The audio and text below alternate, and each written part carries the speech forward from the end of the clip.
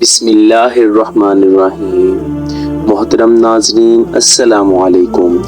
دور جہالت کی بات ہے کہ ایک برے شخص نے جب نبی کریم صلی اللہ علیہ وآلہ وسلم کو اپنی بیٹی حضرت فاطمہ زہرا رضی اللہ تعالی عنہ کے ساتھ محبت کرتے ہوئے دیکھا تو حیرت زدہ ہو گیا، پھر اس کی آنکھوں سے آنسو نکل آئے۔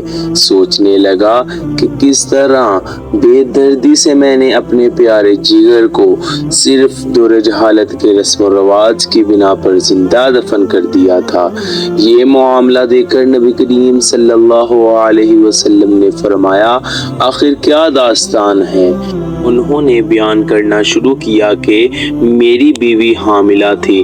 ان دنوں میں ایک سفر پہ گیا ہوا تھا۔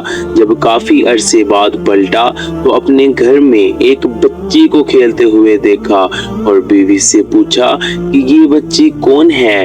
تو بیوی نے کہا یہ ہماری بیٹی ہے۔ پھر اس نے نہ ڈر ہو کر کہا ذرا دیکھو تو صحیح کس قدر پیاری بچی ہے، اس کے وجود سے گھر میں کتنی رونق ہے، یہ اگر زندہ رہے گی تو تمہاری یادگار بن کر تمہارے خاندان اور قبیلے کا نام زندہ رکھے گی۔ میں نے اپنی گردن جھکا لی اور بیوی کو کوئی جواب نہیں دیا، لیکن لڑکی کو بغور دیکھتا رہا۔ لڑکی کچھ دیر تو اجنبی نگاہوں سے مجھے دیکھتی رہی، پھر نہ جانے کیا سوچ کر بھاگتی ہوئی آئی اور میرے سینے سے لپٹ گئی۔ میں نے بھی جذبات کی روح میں اس کو آغوش میں بھر لیا اور پیار کرنے لگا۔ کچھ عرصہ ایسے ہی گزرا کہ یہ لڑکی آہستہ آہستہ بڑی ہوتی رہی اور کافی ہوشیار بن گئی۔ جب وہ اپنی بلوغت کے قریب پہنچ گئی تب اس کی ماں کو میری طرف سے بالکل اطمینان ہو چکا تھا۔ میرا رویہ بھی بیٹی کے ساتھ محبت آمیز تھا۔ ایک دن میں نے اپنی بیوی سے کہا کہ ذرا اس کو بھی نہ قبیلے کی ایک شادی میں لے جاؤں۔